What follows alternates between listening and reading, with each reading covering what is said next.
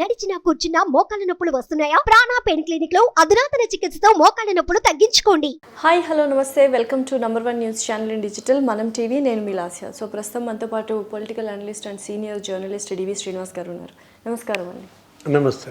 So ఇప్పుడు ప్రతి ఒక్కరు శుభాకాంక్షలు చెప్పుకోవడం, పరామర్శించడం రాజకీయాల్లో సర్వసాధారణం అయిపోయాయి.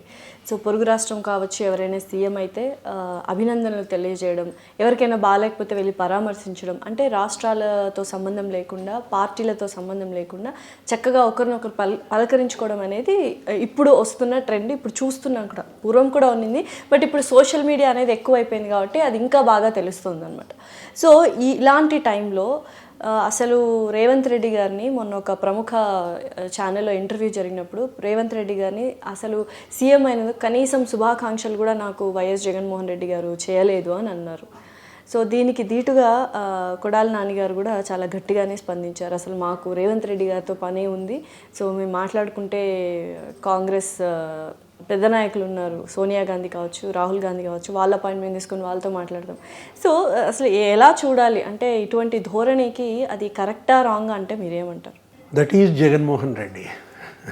అంటే జగన్ మార్క్, జగన్ స్టైల్ అనేది ఒక పెక్యులర్గా ఇవాళ భారత రాజకీయాల్లో కనపడుతూ ఉంటుంది. అంటే స్టాలిన్ గారు అయినప్పుడు కూడా ఆయన్ని విష్ చేయడం జరిగింది. మరి అందులో పొరుగు రాష్ట్రాన్ని విష్ చేసినప్పుడు అందులోనూ మన తెలుగు రాష్ట్రము విష్ చేయడంలో తప్పేంటి అనేది చాలామంది అనుమానం. అది తెలుగు వాళ్ళకు ఉన్న జబ్బే అది.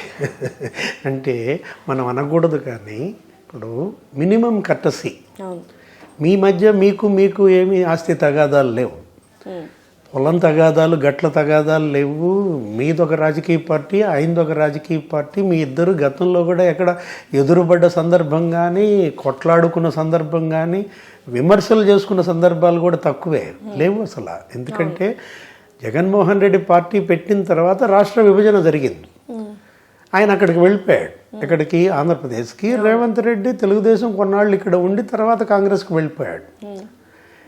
ఇప్పుడు మీరు అన్నారు ఏంటి, తమిళనాడు ముఖ్యమంత్రిగా స్టాలిన్ అయితే మనం కంగ్రాట్స్ చెప్పమా, లేకపోతే కర్ణాటక సిద్ధరామయ్య అయితే చెప్పమా? ఇది ఏంటంటే ఇప్పుడు పొరుగు రాష్ట్రాలతో సన్నిహిత సంబంధాలు మెయింటైన్ చేసుకోవటంలో ఒక క్రమం. ఇప్పుడు పొరుగు రాష్ట్రాల సంగతి దేవుడు ఎరుగు. అసలు రెండు తెలుగు రాష్ట్రాల మధ్య చాలా ఉన్నాయి తగాదాలు. ఏంటి, పరిష్కారం కావాల్సిన సమస్యలు అనేకం ఉన్నాయి.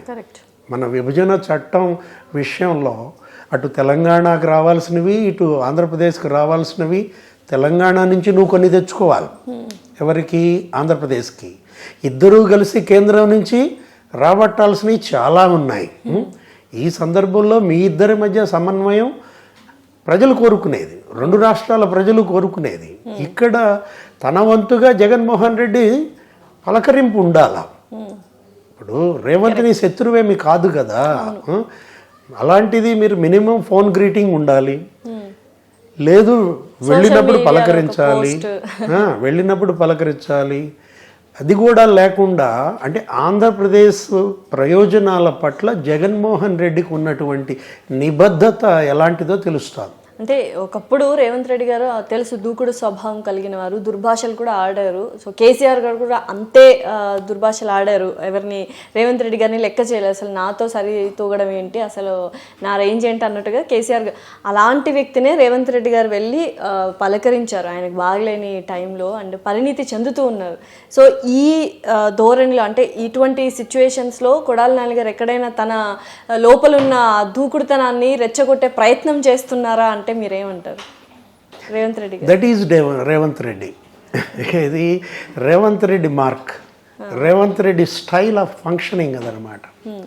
ప్రత్యర్థి కేసీఆర్ని జైల్లో పెడతా, కవితని జైలుకి పంపాలి, అమీతుమి. ఆల్రెడీ రేవంత్ని ఆయన జైలుకి పంపాడు. ఎవరు? అదే కేసీఆర్.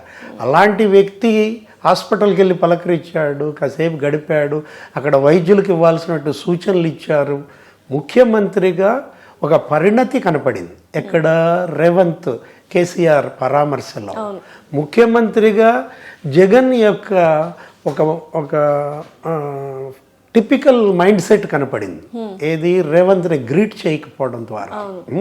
ఇద్దరిని కూడా పోల్చడం అనేది మనం అనుకున్నాం, నక్క నాకలోకంలాగా ఎంత హస్తిమ శకాంతం భేదం ఉంది. ఇవాళ 2 తెలుగు రాష్ట్రాల్లో కూడా ఇదే ప్రముఖమైనటువంటి చర్చనీయాంశం. ఎందుకంటే జగన్మోహన్ రెడ్డికి రేవంత్ రెడ్డికి సామీప్యత ఎక్కువ.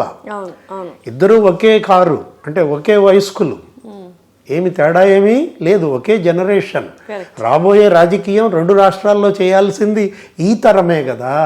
ఈ తరం మధ్య సఖ్యత లేకపోతే రాబోయే 30 ఏళ్ల పాటు ఈ 2 రాష్ట్రాలు ప్రజలు ఎలా ప్రయోజనాలు పొందుతారు వీళ్ళ ద్వారా? ఇప్పుడు కేసీఆర్తో రేవంత్కి శత్రుత్వం ఉంటే రేవంత్ కేసీఆర్ని తిడితే నీకేంటి నొప్పి?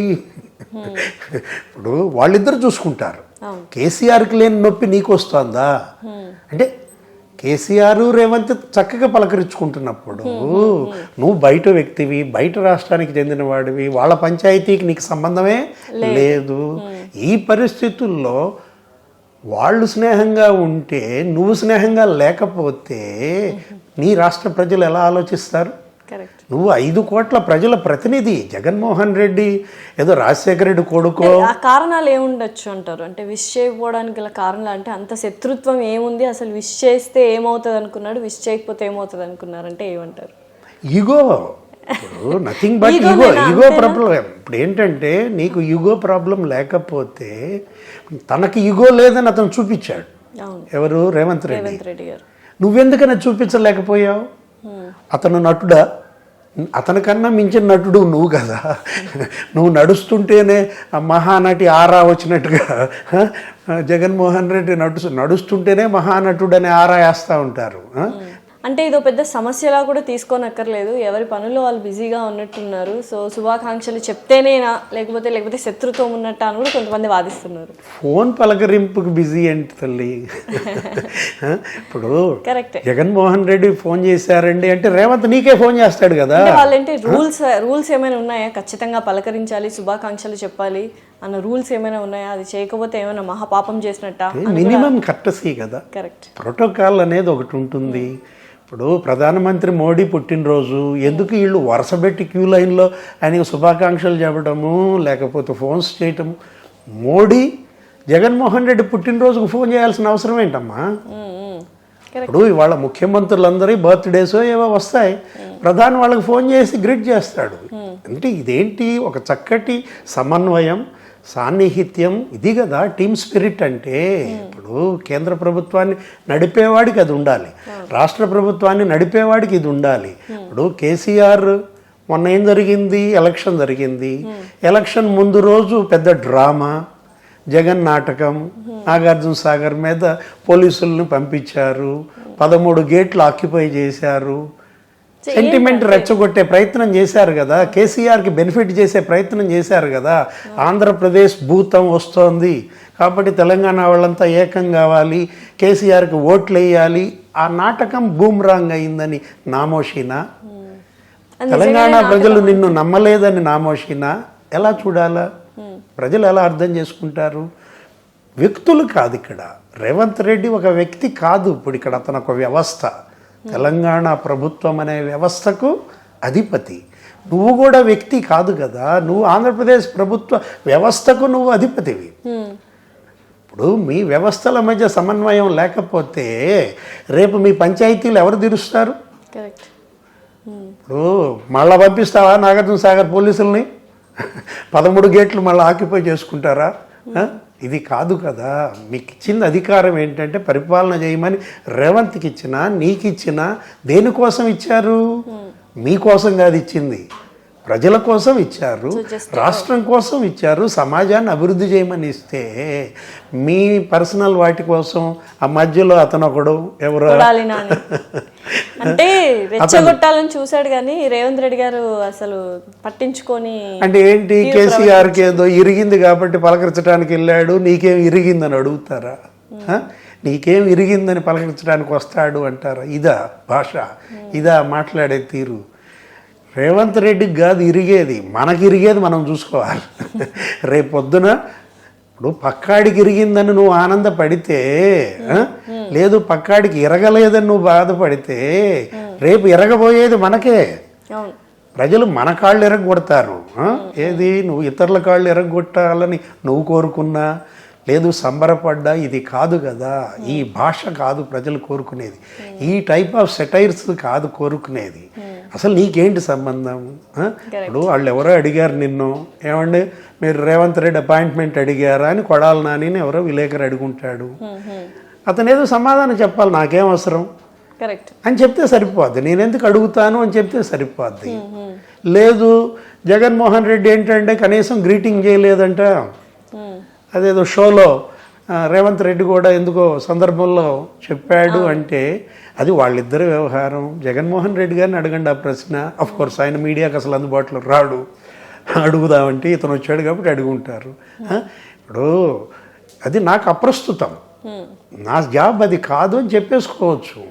దాంట్లో నువ్వు దూరి ఆయనకి ఏమైనా ఇరిగిందా పలకరించడానికంటే, అంటే నువ్వేమైనా పెట్టుకున్నారా మీరు ప్రోగ్రామ్, ఇరిగిన వాళ్ళందరినీ పలకరించడమే పనిగా ఏదైనా ఒక పథకం ఏమైనా అనౌన్స్ చేసావా?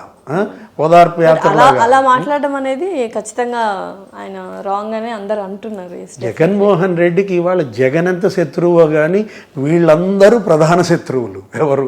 కొడాలి నాని, రోజా, వీళ్ళు అతను కొంపకి నిప్పంటించారు. చూద్దాం సార్, నిజంగానే అంటే రెచ్చిపోకుండా ఉండడం ఆయన యొక్క పరిణితికి నిదర్శనమైంది రేవంత్ రెడ్డి గారికి. ఒకందుకు ఆయనకే ప్లస్ అయింది. Thank you so much. నమస్తే.